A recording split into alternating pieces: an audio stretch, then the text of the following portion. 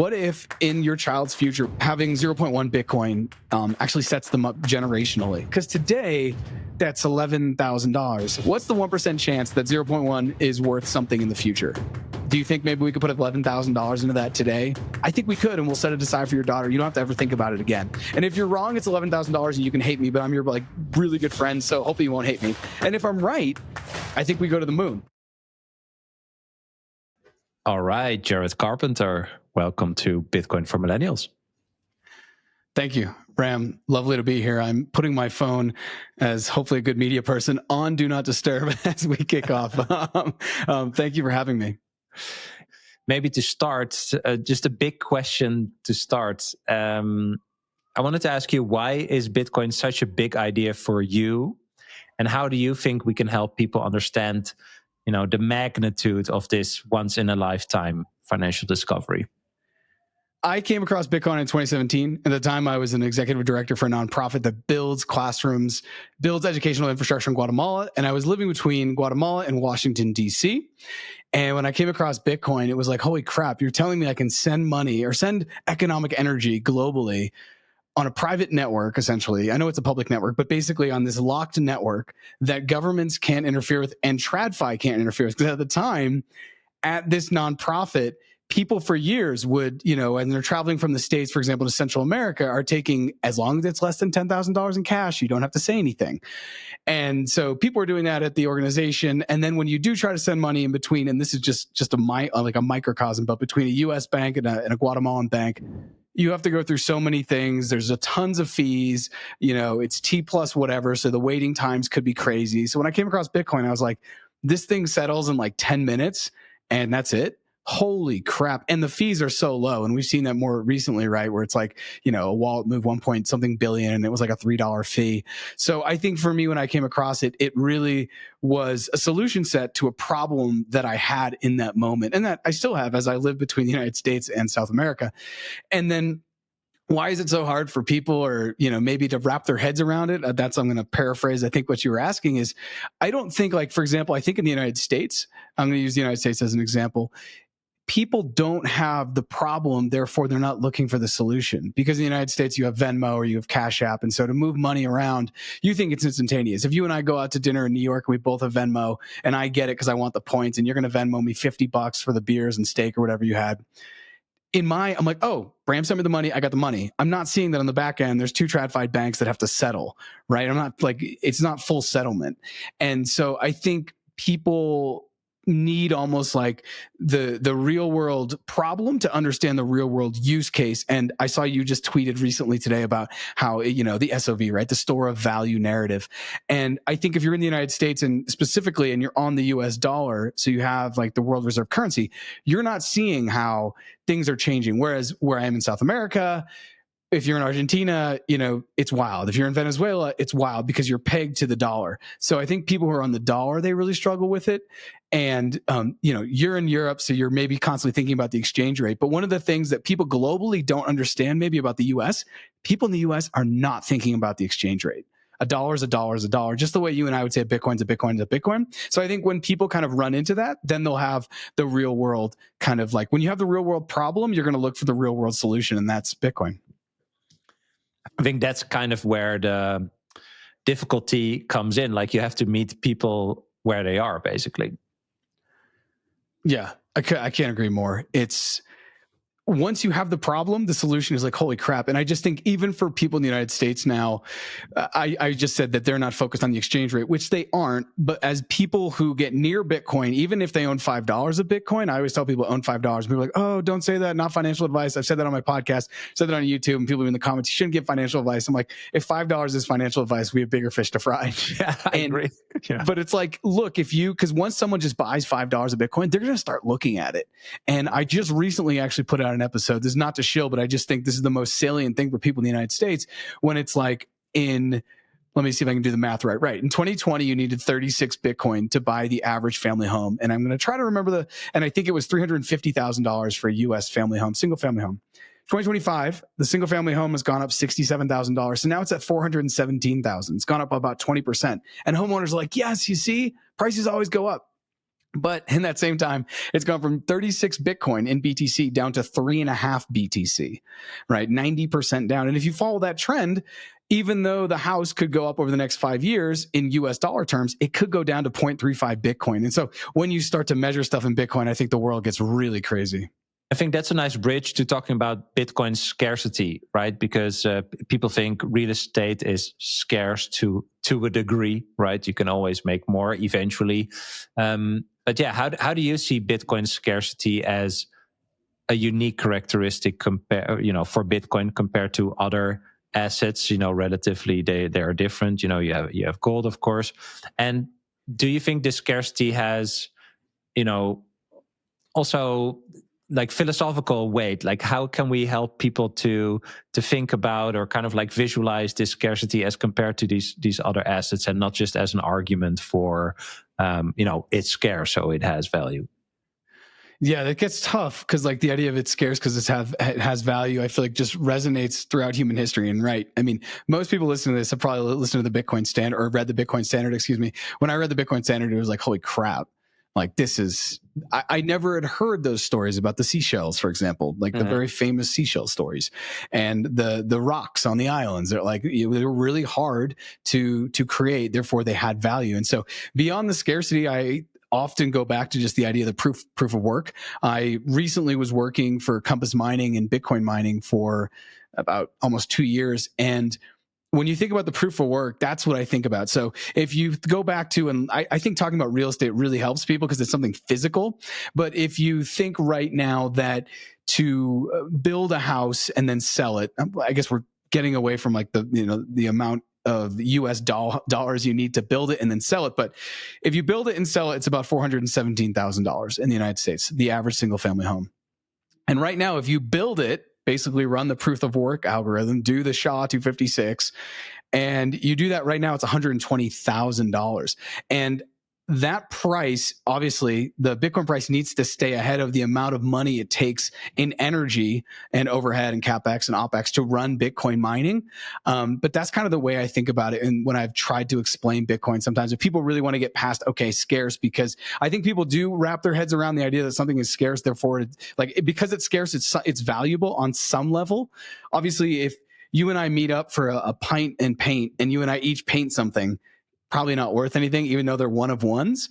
But if you have the one of one from Leonardo da Vinci, we know what premium that will kind of get. And so getting away, just like you said, from the scare, because it's scarce, therefore it's valuable. I think looking at the proof of work is really fascinating.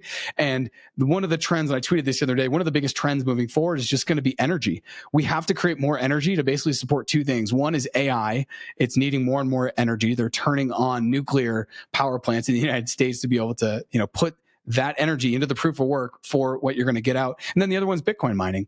And I think as long as the network grows and the incentive exists and the price goes up, basically what's going to happen, I think, is the dollar is going to continue to careen. The euro is going to have problems. All the fiat currencies are going to have problems. And as they, lose their demonetized into Bitcoin, the incentive is just going to grow for more and more Bitcoin miners to turn on their miners and go online. And so I think about the proof of work, I guess. The proof of work is kind of fascinating to me. Right now, I think it's like 68, 69, 70,000. When we're recording this, Bitcoin is 118,000. So I think about that more so than scarcity. But I do on my channel also talk about that money moves towards opportunities. This is why like people buy scratch tickets and people gamble. People in the United States are super addicted to sports gambling. So money moves towards opportunities, just like wealth moved towards scarcity. Wealth is always drawn towards scarcity. Bitcoin custody is evolving, and OnRamp is leading this change with multi-institution custody, eliminating single points of failure. Instead of relying on one institution, OnRamp secures your Bitcoin in a cold storage multi-sig vault backed by 3 independent custodians, where no single party can move your funds alone, providing an unprecedented level of security. Your assets are protected by a 100 million Lloyd's of London insurance policy, with all transactions fully auditable on-chain and only executed at your direction. This means complete transparency and control over your assets at all time. Beyond custody, OnRamp provides comprehensive Bitcoin services that include trading, lending, inheritance planning, and IRAs. You can view them as your private Bitcoin banking partner tailored to your wealth preservation goals. Whether you're new to Bitcoin or an experienced holder, OnRamp's approach helps you secure your generational wealth with unmatched security and peace of mind. You can sign up at onrampbitcoin.com and use code BRAM, that's BRAM, to receive $150 in Bitcoin after your first deposit. If you first want to learn more, you can also book a free consultation via their website to speak with one of their Bitcoin custody experts. Tell them you came through me, and they'll take extra good care of you. My American friends, I've got something for you. If you're into Bitcoin, you want to grow your stack in any way possible. What if you could do it effortlessly just by spending your fiat? The Gemini Bitcoin credit card is designed to help you do just that by giving you instant Bitcoin rewards on every purchase. Just use it like any other credit card and earn back up to 4% on transportation, 3% on dining, 2% on groceries, and 1% on everything else. There are no annual fees for this card and no exchange fees to receive your Bitcoin rewards. Sign up to get your limited edition Bitcoin Orange credit card and earn a $200 Bitcoin bonus when you spend $3,000 in the first 90 days. You can find more information and terms in the description below or go to gemini.com/Bram to sign up today and start stacking effortlessly. That's gemini.com/Bram. When we talk about this scarcity, right, and we think about how can we educate millennials and younger generations about the importance of Bitcoin, how can we help people think about the opportunity and I think also the urgency in their financial lives with regard to adopting Bitcoin? Because I think there is a window. I wonder what you think, but I think there is a window where you can still acquire Bitcoin and also like discuss with yourself as to why you should adopt it, like almost psychologically, right? Like I think if there are people now that say, oh, I'm too late at this price, but yeah, at 500K, even more people will think that. At $1 million, even more people will think that. So yeah, how do you approach that? I think talking to millennials is a really interesting one because millennials, as a millennial, right? Millennials, here we are. We're the last, or I shouldn't say we're the last, we're the only generation that grew up, I like to say, as much outside as on video games. Gen X before us was more just like outside. I know that they had Pong and they had a couple games, but like they didn't have like N64 and PlayStation came out when we were kids, right? Those were like foundational moments. And so I think millennials are just so interestingly put between like the real world and this virtual world, right? I just wanted to make that comment. That has nothing to do. But how do we, okay, so then knowing that, how do we talk to millennials and get them excited into Bitcoin? I do this all the time. You do this all the time. And one of the things I think it comes down to is understanding what people's life goals are. And that gets like kind of like deep, right? Like, hey, what do you really want out of life? Because I think every single person that I've met in Bitcoin is just the vehicle that's the fastest to get them to where they want to go. Some people, and most times it's to a place of freedom, and that freedom looks different for everyone. For some people, it's they want to get off grid and get a farm and get some animals and do the homesteading. For some people, they want to create enough time so they can do more creative ventures and like write poetry and make music. But I think Bitcoin, when I've had the most success is when I talk to my friends about like, what do they really want out of life? And any of my friends who have kids, I find the conversation to be so much easier because it goes two things. One, I say, wouldn't it be better if you were able to spend more time with your child? So if you basically buy future time now at a discount, you'll be able to have more time when your child's in high school or in college or all these things. That hits. And the other thing that I think really helps, a lot of people don't do things for themselves. I think as humans, we can become super altruistic and we don't always put ourselves above others, which is great. And I think that's what like separates humans from maybe other beings, is saying, yeah, okay, Bram, I get you don't want to invest in Bitcoin. I get you think it's a scam. I get all of these FUD narratives, but you have a child. What if you invested for your child? And this actually worked with one of my good friends. We kind of had that similar conversation. And I think back in 2020 or 2021, every week he started buying $20 of Bitcoin for his daughter. And now he's like through the roof, right? Because it outperformed everything else he put money into for his daughter. And so he sees it now. He's putting more money in, I think, as a relative, fiat amount. And so I think those are like the two things. One, it all has to do with the future, right? And so one is like, if you have children, if millennials have children, most millennials have children, I get you don't want to do it. I get you think it's whatever. What if in your child's future, when they're 25, they're 2 years old now, in 23 years, having 0.1 Bitcoin actually sets them up generationally and sets them up for life. What does that look like? Because today that's $11,000 and you make $300,000 a year. I feel like we could probably get that together, whether you DCA or just go buy it, right? And then the other one, is just simply, thinking about what is it that you want from life. Okay, you really like to golf. I hear you. You love golf. Wouldn't your like mental and physical health be better if you could spend more time in the back nine? Yeah. Okay. Do this. And I think this is where Bitcoin really dovetails as a conversation that many Bitcoiners have. It dovetails with like the time preference, and many Bitcoiners are just on a faster path, a faster train to financial freedom or financial independence because of Bitcoin. So yeah, I think but those two things with millennials seem to work better than me talking about, the fiat, the Fed, Jerome Powell, read the Bitcoin standard. It's like, what's the 1% chance that 0.1 is worth something in the future? Do you think maybe we could put $11,000 into that today? I think we could, and we'll set it aside for your daughter. You don't have to ever think about it again. And if you're wrong, it's $11,000 and you can hate me, but I'm your like really good friend, so hopefully you won't hate me. And if I'm right, I think we go to the moon. And the other thing is, you really like to play golf. Let's get you out in the links more. And when you speak to people's like goals or their goals for the people they love, I just think that's the best way.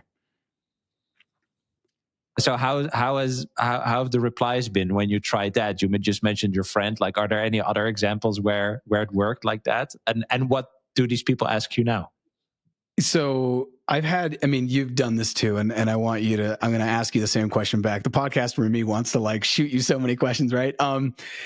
I have talked to, let's say, 500 people probably since 2017 when I got into this thing, and I just started looking at it and saying, what is this? How does this work? And I think everyone has their point where they get into Bitcoin and then they really get into Bitcoin. So, right, I bought my first Bitcoin in 2017 from an ATM.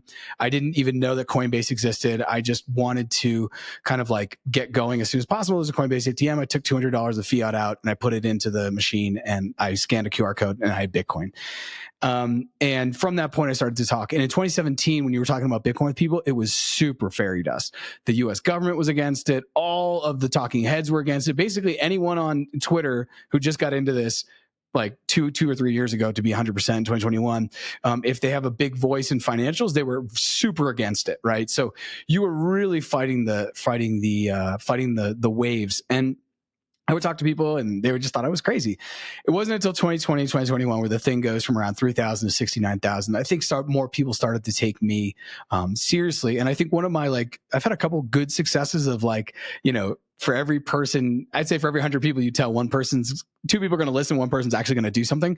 A woman I used to work with, I was working at the nonprofit doing crypto philanthropy, which is still something I'm very interested in, and using crypto and Bitcoin for good.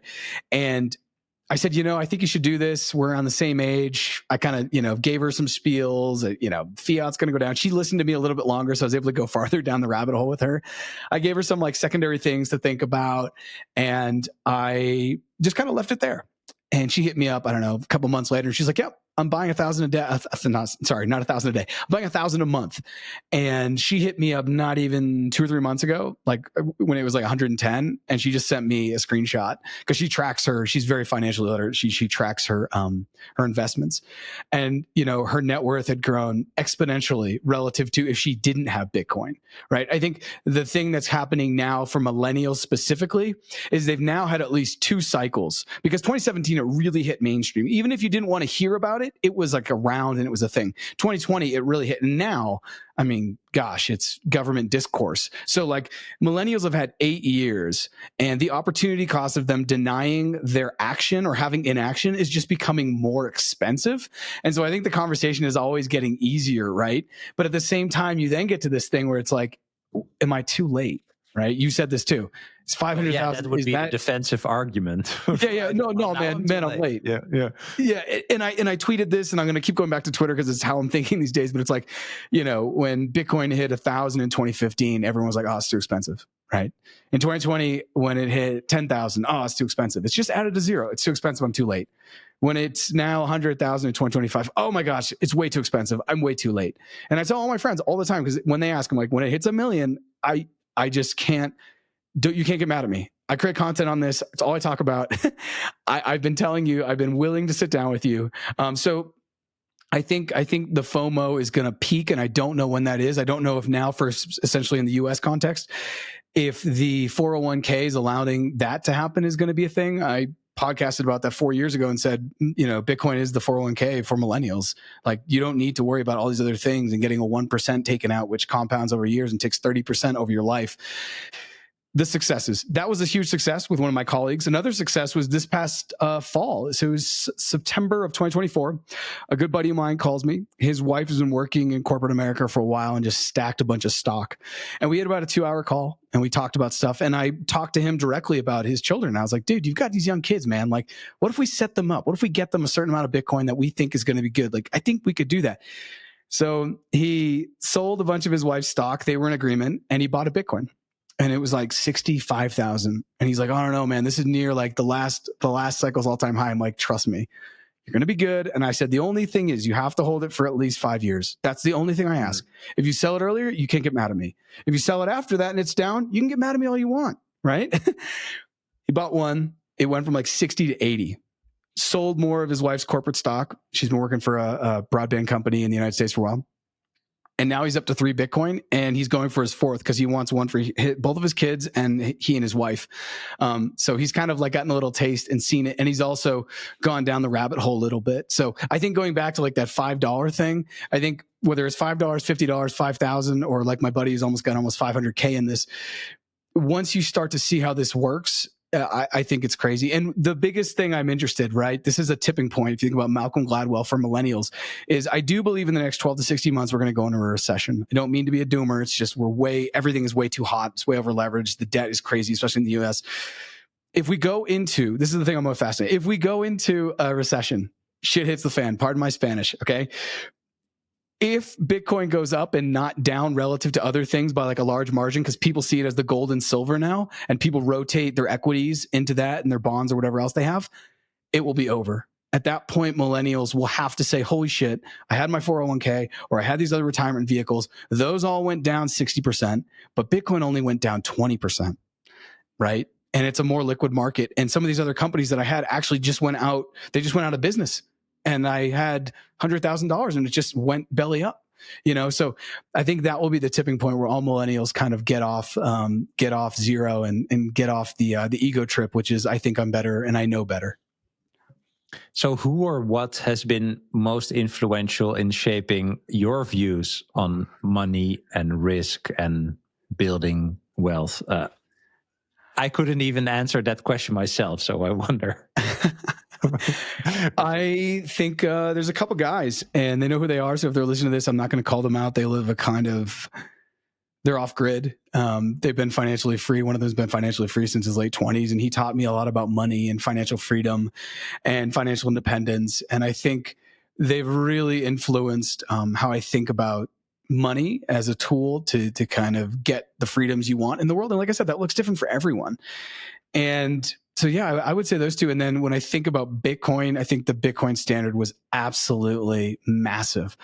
The other one, and this is interesting because what's his name? Brian Armstrong was recently on Sean podcast. He's a bald guy, Sean Ryan.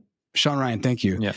I don't know if you saw the Zuckerberg. I like skipped through and I just went through the timestamps and I wanted to pick around, but Brian Armstrong and I had a very similar experience in which we both lived in Argentina for a bit. And I remember living in Argentina. This is 2008. And to give you an idea, in 2008, $1 bought 3 Argentine pesos. And now I think it's like over 600 Argentine pesos. So it's gone down by like 99% only since 2008. And so at that point, I remember eating at a restaurant and it was the first time I'd never encountered. Now, Argentina wasn't in a moment of hyperinflation in that moment, but the society had gone through it. And any society who's gone through hyperinflation is forever marred, forever scarred, and you can like feel it. And I remember them telling me a story that I always share it with anyone who like we talk about Bitcoin, is that in, I think 2001, when they were in their hyperinflation crisis, they're in a new one now, unfortunately. When you and I would go sit at a restaurant, and in Argentina, when you go eat, it's like 4 hours, right? You get steak, you get Malbec, you just chill out. Maybe you've been there. And they said in 2001, when you sat down, you paid the bill because they couldn't take the chance, the 50% chance that when you were going to leave, it wasn't at, say it was going to be $10. It wasn't $10. It was the cost to them was going to be higher. So I had never heard that, but that is insane. And that forever changed the way Yeah, and that forever Absolutely wild. It's absolutely wild. And that forever changed the way, because, you and I will go to a place, I'll be visiting you and we'll be in Europe and we're going to go eat someplace. Some places you go and you pay, and then they bring the food to your table, so you just pay before. But you're not doing that because they're worried about the currency collapsing in the 3 hours that you eat before you get the bill. They're doing that because it's just easier, and that's how the flow of the restaurant is. And so I think that was a real world experience. And now I live more or less full time in Colombia. And over in 2012, the exchange rate was 1,800 pesos to a dollar. Today it's 4,000 pesos to a dollar, and it's gone even to 5,000. So that's a huge drop in currency. And so I think some of the real world experiences, some of the mentors, and then obviously I think the literature and the book of the Bitcoin standard and the fiat standard were both pretty instrumental. Dude, I've talked to many people already on this podcast, and I've never heard that example. And I absolutely love that, because this ties back to what we talked about, right? Like, the fact that this exists in the world should blow your mind, right? Because the money being used in those countries, that's not a different system than what we're using in Europe or in the US, right? I think like that, thinking about it like that has helped me a lot, because just being in Europe or being in the US, even though there is inflation, right, and prices are going up, like even last weekend I tried to reorder like a groceries order I did from 4 years ago, and it went up like 23%.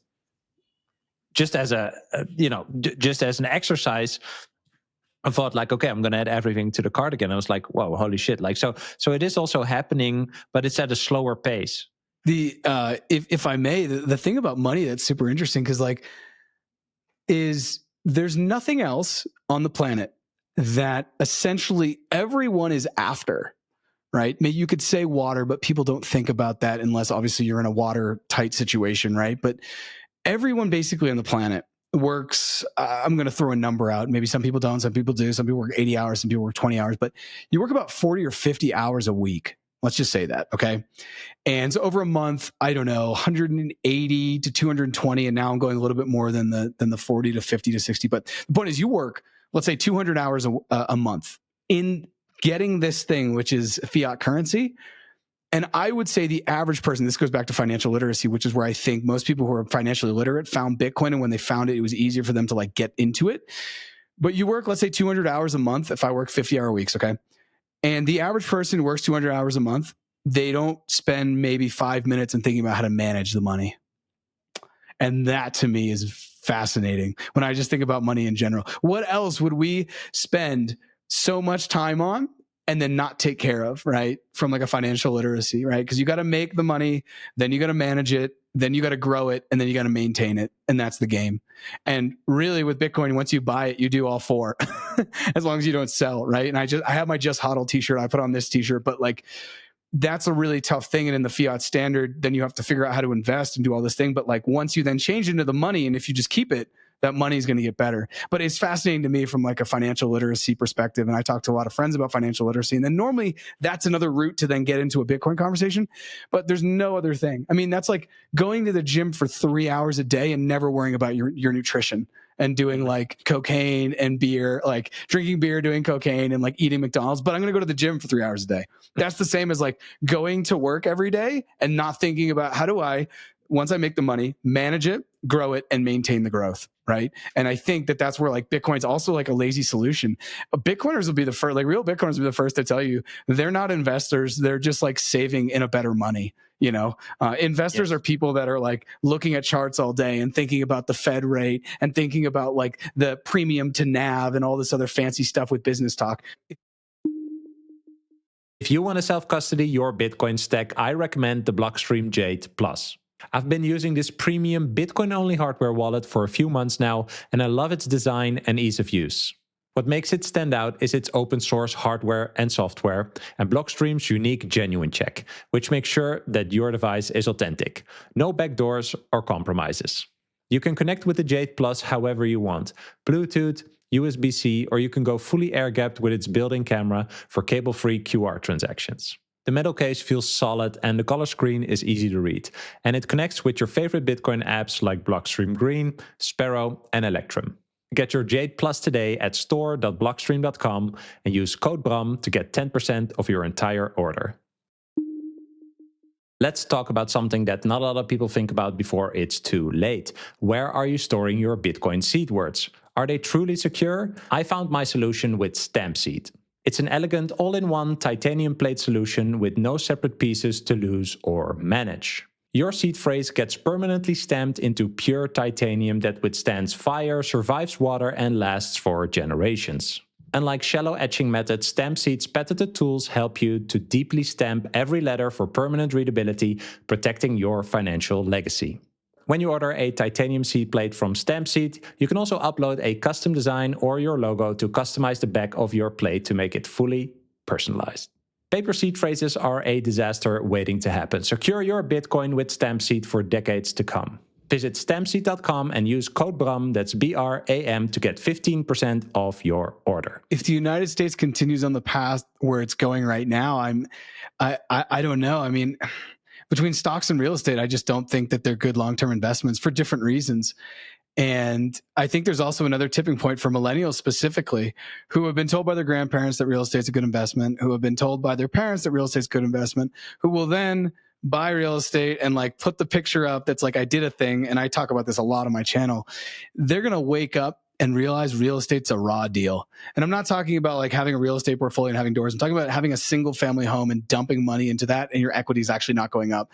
And your insurance is probably, premiums are going to continue to rise as the climate crisis takes its toll and all these things. And actually, I spoke with a buddy yesterday. He and his wife called me and they were in the car, and they've got a toddler. I sat with them in 2022, and I sat down with them and I say, hey guys, because they were going to move homes. They had a condo and they were going to move into a single family home. They were getting ready to have the child. And I sat with them. I said, guys, if I don't say this, I'll feel bad. So let me say this. And if you don't want to like go further, I'm fine. I just have to say this. And I said, guys, Bitcoin's 20,000. I don't know what you have, what you're going to get out of this deal when you go to put it in your other deal. But let's live in the world where that's $100,000, right? Because real estate's really expensive up in Boston area. And so then we could buy 5 Bitcoin today. And then what I think you guys should do is I think you should rent for the next 3 years. And then when Bitcoin hits 100,000, you can sell and you'll get your money back. And then you'll probably, after you pay cap gains, have about 350 liquid on top of the money that you got out. So like they didn't do that. It was fine. I've said this now to a couple couples. Neither of them have taken me up on it. I think that people still find security in real estate, which I find interesting, especially in the US if you live on the coast. And they did call me yesterday, though, and they're downsizing back into a condo, and they're going to be able to save about $2,000 a month. And my buddy, he's going to remain nameless.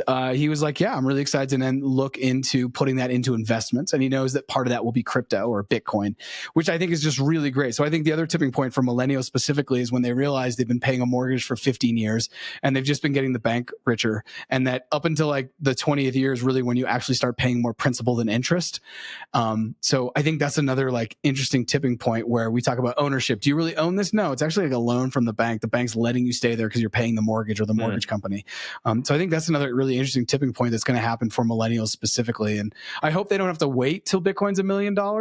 I hope they make that choice before, but we'll see. Why do you think this is such an important conversation? Maybe it's just that, right? Like, okay, so we have Bitcoin as this opportunity. We have real estate as this narrative that's being fed to us. How do these two clash, and how can people kind of like oppose them? Yeah, show my podcast. I have a 30-minute presentation on this, and you can search stuff around the internet. There's really good stuff, better stuff than I've done. But it's just looking at like home ownership from like should you be a homeowner or should you rent and invest? And the rent and invest comes out on top. All the 10 out of 10. And I want to go back to a little historical context. And I think 2008 changed everything. 2008 showed at least people in the United States and obviously across the world, but especially in the United States context, that like your home is your home until you can't pay for it. And then it's not your home. And then in 3 months, you're going to get foreclosed on. You're going to lose any equity that you had. I think the equity thing about having equity is also a huge misnomer. People don't realize that like for your first like 10 years, you're not actually growing any equity. Most people don't know that. So when you sell your home, you actually don't have a lot. And I know you redid your bathroom and it was $40,000. No one cares. The house is really only tied to the value of the location in which it is located, which I think is interesting. And people forget that. But if we go back to 2008, what happened in 2008 was in the United States, that showed me as I saw friends and families lose their home because all of a sudden they couldn't pay the mortgage because their parents were both making a bunch of money, but one of them stopped making money. And they basically then had to just, their monthly bills were $8,000, but only $4,000 was coming in. So what happens? They lose their homes. And for me, in 2008 is fundamental because that showed me that housing is kind of it's a scam from an investment standpoint. From a lifestyle standpoint, amazing. If you want to live there, it's a lifestyle decision, not an investment decision. That's what I tell people. But 2008 showed me that it was always going to be a lifestyle, not an investment. 2008 is also when they started printing money to solve our problems. Instead of letting all of these banks go under and all of these things happen in the cascade and getting us back to like what evolutionarily should have happened, they started printing money. And once they started printing money, they changed the entire game. And at the same time, the white paper comes out. And by 2010, 2011, Bitcoin is kind of like up and running from like people are using it and moving money around the internet. So I think that was a really seminal moment. And now, why is it so important? I think it's really important because I think a lot of millennials this is another thing I talk about a lot on my channel is about retirement. If you are 30 years and older, if you're a millennial, definitely, you need to be thinking about retirement today because in the world we're living in of the real inflation, true-flation, if that continues and we're going to debase currency, between currency debasement, rising inflation, and I think AI taking a lot of people's jobs, most millennials, I would say 60% of millennials are going to struggle to retire at 60 to 65. Oh, and once again, this is in the US context. You're in Europe, you guys have completely different social programs set up, right? In the United States, it's totally like you pull yourself up by your bootstraps, right? An actual impossible act. And so I think it's really important for millennials to wrap their mind around where they're putting their money and how they're storing their economic energy, because a home is just not the way to do it. And the math is out there. Like I said, episode 33 of my podcast, Future Signal, you can go look at that. I kind of break it down. And then that compared to just investing in like the stock market, for example, where you're getting somewhere between 7 to 12% back over the lifetime of it. Never mind Bitcoin, which probably has a much higher compound annual growth rate, right? So I think it's from an investment standpoint, it makes sense. And the other thing I think it really makes sense, at least for me to just rent and invest aggressively, is time.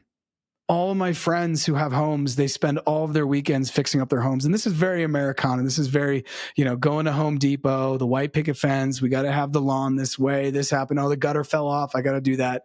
I think from an investment standpoint, a single family home has proven, especially since 2008, to be a very, very bad investment. Also, when you sell it, you're going to get crushed.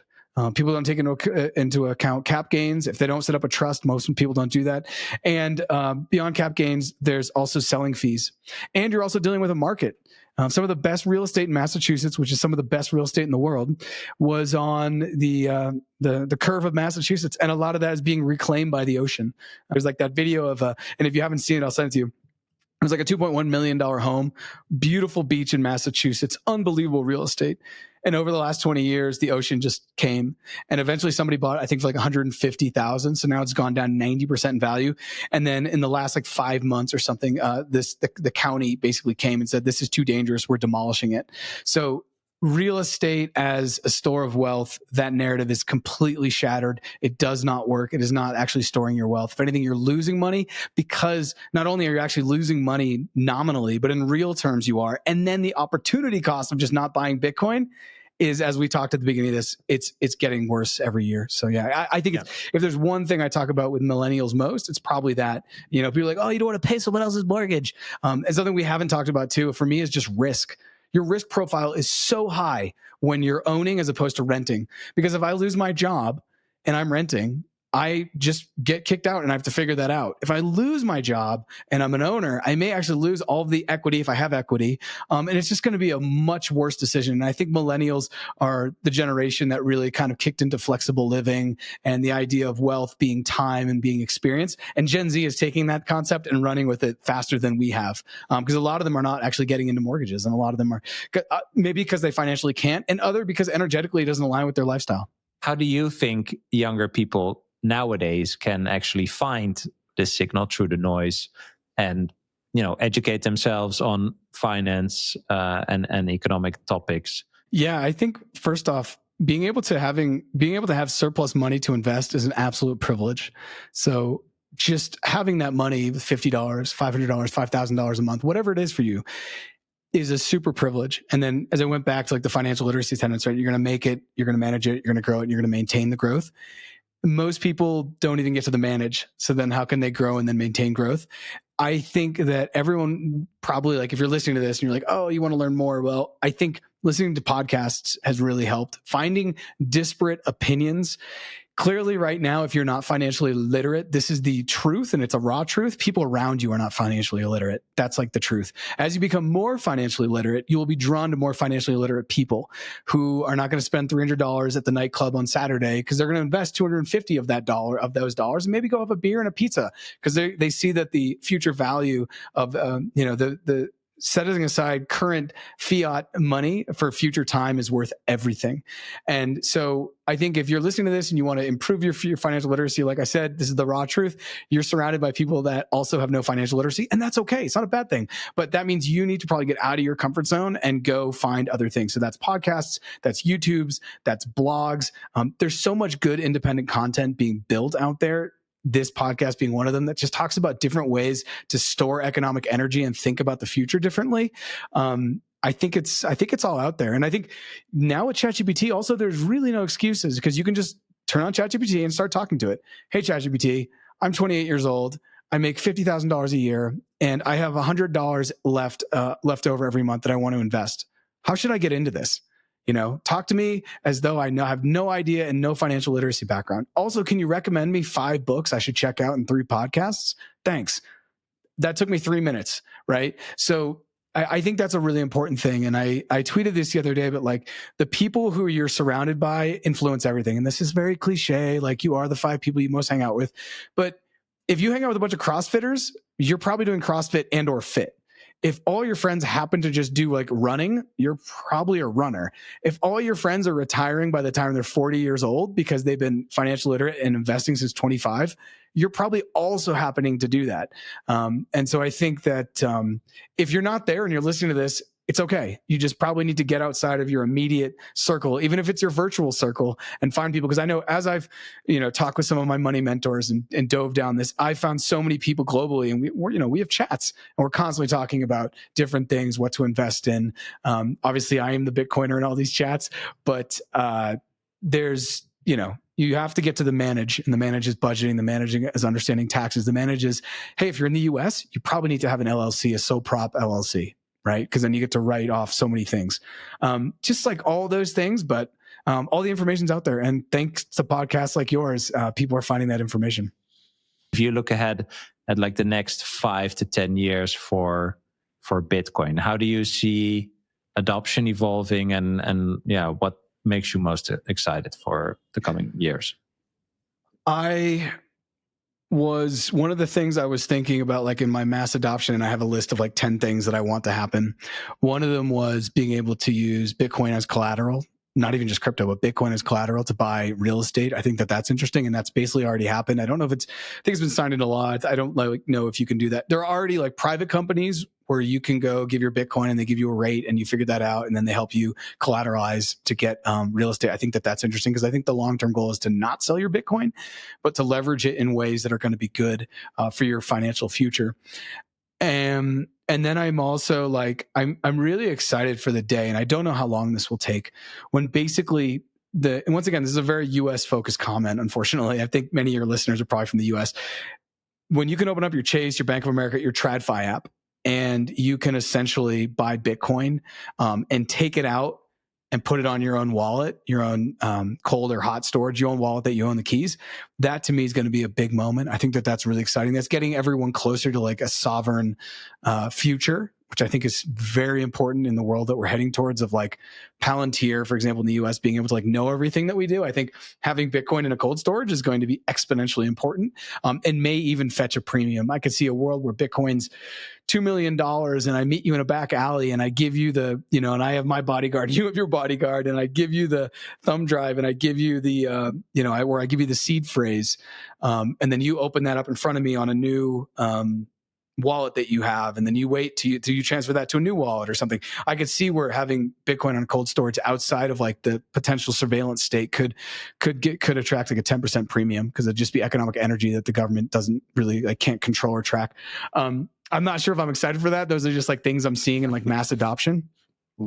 And then like long-term global adoption, I think every person in Europe and the United States by 2032, or basically when it hits a million, I think every single person who has money in the stock market will also have money in Bitcoin. I don't know the percent, but that will be the case.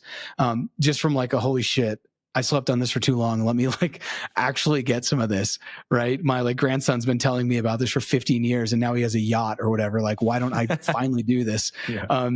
So yeah, I'm not sure. I'm bullish on it. I mean, price is going to continue to go up. So as long as the US is going to print money as the global reserve currency, the Bitcoin's going to go up. That's been like proven. We have statistics on that. And it's significant. So, but I'm not sure. I think just getting back to something I started with, when I got into Bitcoin, I was working in international development. And by the time this comes out, I'm currently working at Blockworks while we record this, but by the time this comes out, I will be leaving Blockworks. And I'm going to be really focusing on my own media and some of the consulting I want to do. And some of the consulting I want to do is going to be helping nonprofits wrap their head around Bitcoin, because I don't think that just public companies can have treasuries. I think nonprofits can use Bitcoin not only as a treasury, but also to send money abroad. There's global nonprofits that, for example, have hundreds of millions of dollars of budget. And they'll be working, for example, they're located in the United States, so their donors give the money and then they get the tax breaks, but they'll be all throughout Latin America. And when they send money down to Latin America, they send it through TradFi. So they're losing, 5 to 10%. And if you send $100 million and you're losing $5 to $10 million, when you could lose $5, get it to that local country and then figure out off-ramp. Those are the things I'm really excited about and invested in. And I also think just long-term, Bitcoin, the thing I'm most bullish about for like global adoption is Bitcoin gives people around the world for $5, $2, $1, a chance to have ownership. And we know if you're building wealth, you have to have ownership. If you don't have ownership, you have nothing. At the end of the day, you have nothing. And for most people in the global South, they don't have any ownership. They're renting, which is fine, but they don't have enough money to invest. But it's like, can you get $2 of Bitcoin every week? Because I know that seems minute, but that may be able to change your child's life in 30 years, right? So I'm very bullish on some of those things, yeah. All right. Last question. And I ask everyone the same question, which is, what is a core belief that you will never let go of? Core belief that you will never let go of? I don't necessarily know if I can always back this one up, but I just hope and that we can find a world where we just all get along. And I think that that's another thing that like Bitcoin shows you. Like you said, anyone could buy it. Somebody from next door, somebody in China could buy it. I hope that we, as a society, can use Bitcoin to find peace on the planet, because basically it makes fiat wars too expensive. So the incentive is inversed, and it's like, why don't we just use Bitcoin to like build utopia? And Swan actually had a really good video. I think it came out like 8 months ago, where they had this video about what if everyone were on a Bitcoin standard, and it paints a completely different picture of how like humans can get along. Because if aliens came down, they wouldn't understand what's going on in Palestine and Gaza. They wouldn't understand what's going on in Ukraine and Russia. Right? They wouldn't understand why the Democrats and Republicans want to kill each other in the United States.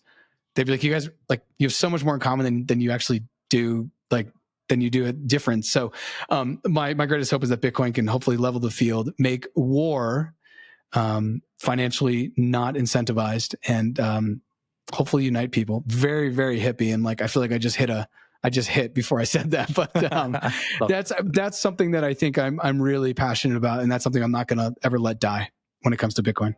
Awesome, man. Well, thanks so much for sharing. Thanks so much for this conversation. And we'll stay in touch. Best of luck on your new endeavor.